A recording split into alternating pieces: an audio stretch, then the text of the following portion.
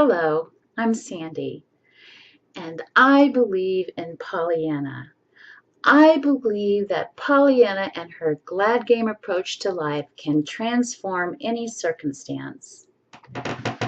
Research is now beginning to prove what Pollyanna has known all along, that our emotions and thoughts matter, that our emotions and thoughts are vibrational and affect the vibrational world that we live in.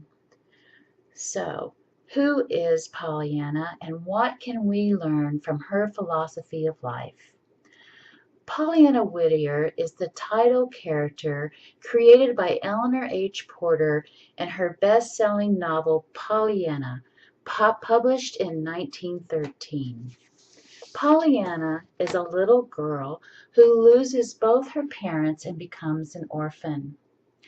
Before he died, Pollyanna's father taught her a game that he calls the glad game. The purpose of this game is to find something positive about everything that happens in life. This optimistic attitude becomes Pollyanna's philosophy on life and dealing with other people. It's a philosophy that carries her through her own struggles. Pollyanna's life was not a walk in the park or a fairy tale.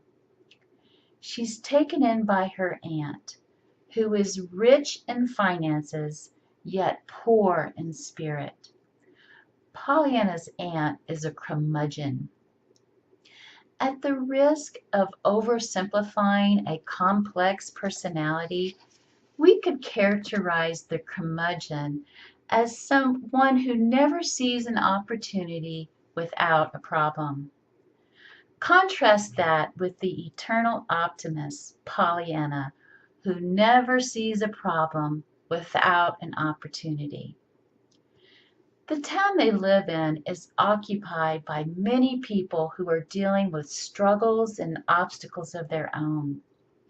Their outlook on life has become jaded. With Pollyanna's philosophy and her sunny personality, she brings so much gladness to her aunt's dispirited New England town that she transforms it into a wonderful place to live. What made Pollyanna's character so unique was her ability to look for the goodness in other people and life in general. So, why has the phrase, "she's a Pollyanna," become more of a criticism than a compliment in our society? How did the name Pollyanna become a name that annoys, that is almost always used in a negative context?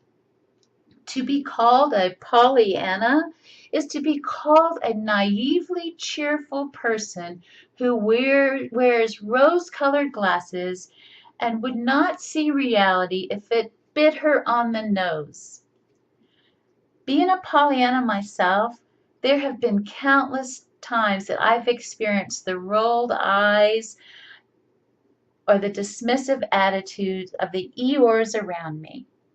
It's been my observation that a lot of people think that someone who is optimistic most of the time is not living in the real world. Interesting. We all live in the real world. We can't help it.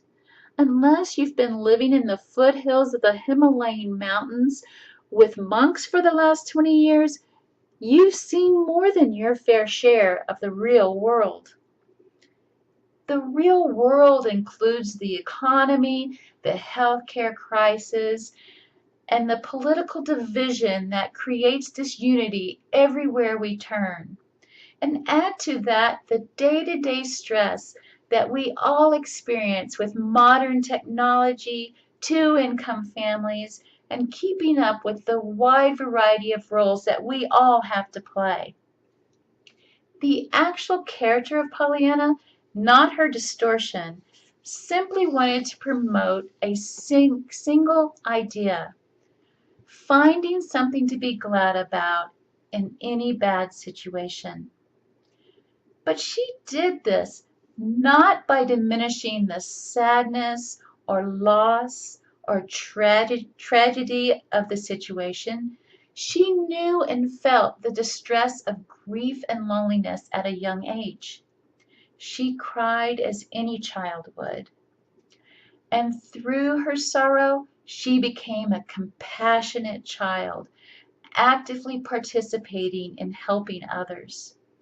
She did not embrace a helpless attitude or a poor me attitude, but rather a way of transforming her sadness. So, how do we integrate optimism with reality? Life is indeed all about perspective.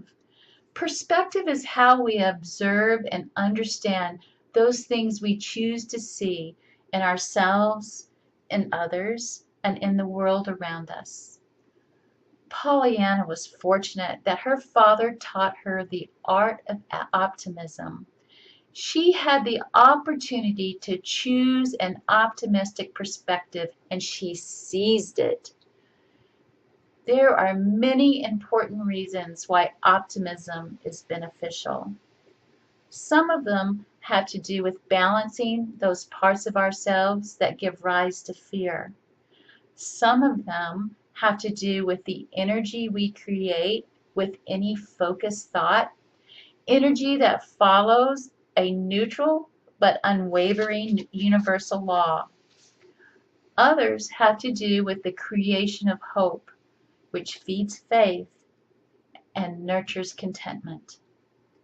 But it seems to me that the most important reason why we should strive to think optimistically is because it allows us to truly accept the reality that life must include struggles, obstacles, and losses, just as it includes beauty, joy, successes, and happiness.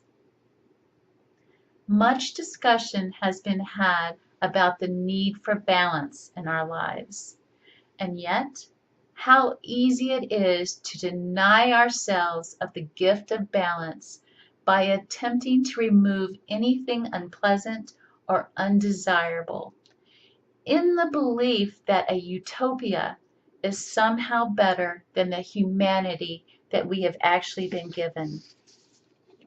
That does not mean that we ignore the other aspects of life or pretend they do not exist. But finding something positive about all of the experiences we have in life helps us add the weight of gratitude to the scale that balances joy and suffering. We can accept the less desirable aspects of what it means to be human when we choose to focus on all the positive gifts life provides us, the things we are glad about, the things that we are grateful for. If you want to fully appreciate what it's like to be Pollyanna, try walking in her shoes for a week. Take what comes and find what there is to be glad about, no matter what. Take this as a challenge. Curmudgeons, I dare you. I dare you to do this. Get off autopilot, feel your resistance, and go for it anyway. I know going for it is not quite your style. You're a little bit more comfortable sitting back and counting all the reasons why it won't work. But just for fun, just because, take a note out of Pollyanna's playbook for a week and see what happens. See if life doesn't give you more zippity-doo-dahs than zippity-doo-doos. I know that was really corny, but I am, after all, a Pollyanna, and that's sort of a Pollyanna thing to do. Thank you for listening.